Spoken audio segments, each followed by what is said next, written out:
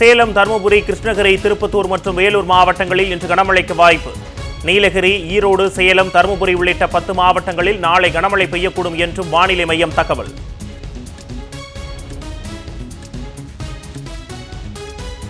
சென்னை மற்றும் புறநகர் பகுதிகளில் வெப்ப அலை வீசக்கூடும். அதிகபட்ச வெப்பநிலை 108 டிகிரி ஃபாரன்ஹீட் வரை தகிக்கும் என வானிலை மையம் தகவல். காங்கோ, சூடான் உள்ளிட்ட ஆப்பிரிக்க நாடுகளில் எபோலா வைரஸ் பரவல் எதிரொலி. வெளிநாடுகளிலிருந்து வருவோரை தனிமைப்படுத்தி 21 நாட்கள் கண்காணிக்க ஒன்றிய அரசு உத்தரவு. தமிழ்நாடு முழுவதும் அறிவிக்கப்படாத மின்வெட்டு அமல்படுத்தப்படுவதால் மக்கள் அவதி. சென்னை, கொளத்தூர், பெரம்பூர் உள்ளிட்ட பல்வேறு இடங்களில் தாவேக அரசுக்கு எதிராக மக்கள் கொதித்தெழுந்து போராட்டம்.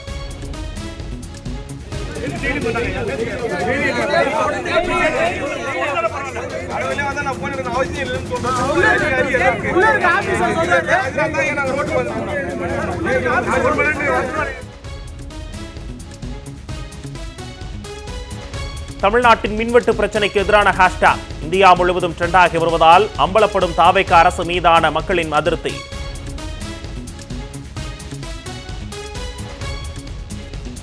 திமுக தோழர்கள் இந்த நேரத்தில் யாரையும் புண்படுத்தும்படி கடுஞ்சொற்களை பேச வேண்டாம் என திமுக தலைவர் மு க ஸ்டாலின் அறிவுறுத்தல்.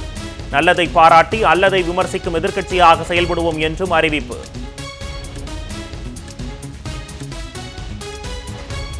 தமிழ்தாய் வாழ்த்தை மீண்டும் மீண்டும் அவமதித்து வரும் தாவேக அரசு.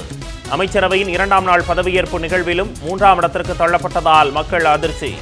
ஒன்றிய ஆட்சியாளர்களுக்கு தாவேக அரசு தன்னை முழுமையாக அடிமையாக்கிக் கொண்டதாக விமர்சனம்.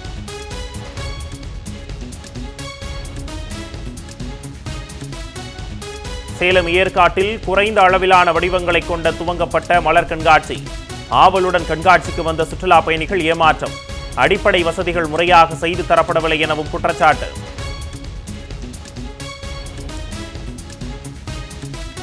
மதுரை சோழவந்தான் அருகே ஒன்றிய அரசின் நெல் கொள்முதல் நிலையத்தை முற்றுகையிட்டு விவசாயிகள் போராட்டம். 50 நாட்களாகியும் நெல் கொள்முதலுக்கான தொகை வழங்கப்படவில்லை என குற்றச்சாட்டு.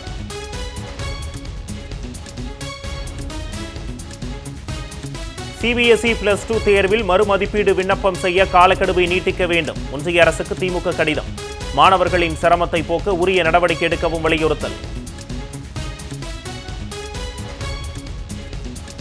தாவேக ஆட்சியில் தமிழ்நாட்டில் மீண்டும் தலை தூக்கும் லாட்டரி கலாச்சாரம். ஏழை எளிய குடும்பங்களை சீரழிக்கும் லாட்டரியின் ஆன்லைன் விற்பனை அமோகம்.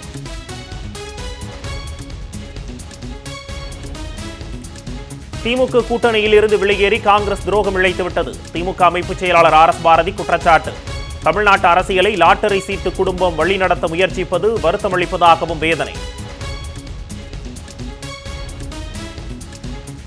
புதுக்கோட்டை மாவட்டத்தில் 17 வயது சிறுவன் மர்ம நபர்களால் வெட்டி படுகொலை. நாகர்கோவில் அருகே மூதாட்டியை கத்தியால் குத்தி கம்மலுடன் காதை அறுத்துச் சென்ற கும்பல். காவல்துறை கட்டுப்பாட்டை இழந்து வருவதால் தமிழ்நாட்டில் அதிகரிக்கும் கொலை கொள்ளை சம்பவங்கள்.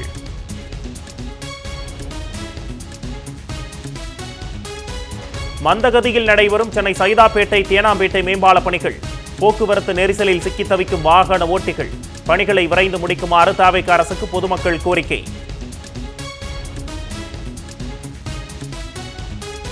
அதிமுக ஆட்சியில் ஸ்டெர்லைட் எதிர்ப்பு போராட்டக்காரர்களை குருவிகளை சுடுவது போல் சுட்டுத் தள்ளிய போலீசார். 8ஆம் ஆண்டு நினைவு தினத்தையொட்டி உயிரிழந்தவர்களின் புகைப்படங்களுக்கு உறவினர்கள் அஞ்சலி.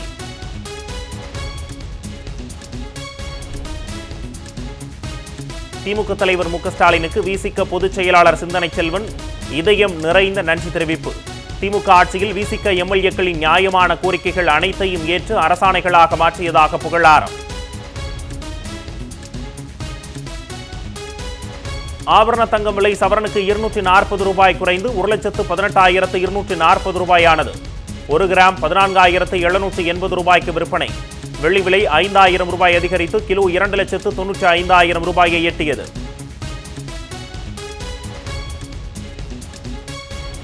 கடன் வழங்குவதில் வங்கிகள் காட்டும் பாரபட்சம் குறித்து உச்சநீதிமன்றம் கடும் அதிருப்தி. பெரு நிறுவனங்களுக்கு சர்வசாதாரணமாக கடன் வழங்கும் வங்கிகள் சாதாரண மக்களிடம் அதிக கெடுபிடி காட்டுவதாக குற்றச்சாட்டு.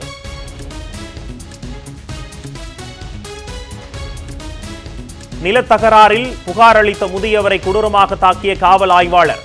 விஷம் அருந்தியதாக கூறி மருத்துவமனையில் சேர்ந்ததால் திரண்ட உறவினர்கள். தென்காசி மாவட்டம் சிவகிரியில் பரபரப்பு.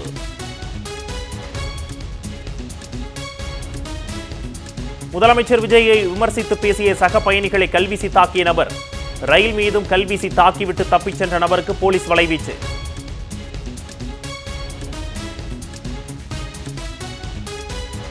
சென்னை மாதவரத்தில் தாவேகாவினரின் வற்புறுத்தலால் அகற்றப்பட்ட திமுக கல்வெட்டு கொடிக்கம்பம்.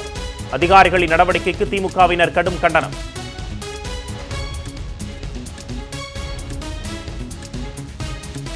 ஹைதராபாத்தில் இன்று இரவு நடைபெறும் IPL லீக் போட்டி. ஹைதராபாத் சன்ரைசர்ஸ் பெங்களூரு அணிகள் பலப்பரீட்சை.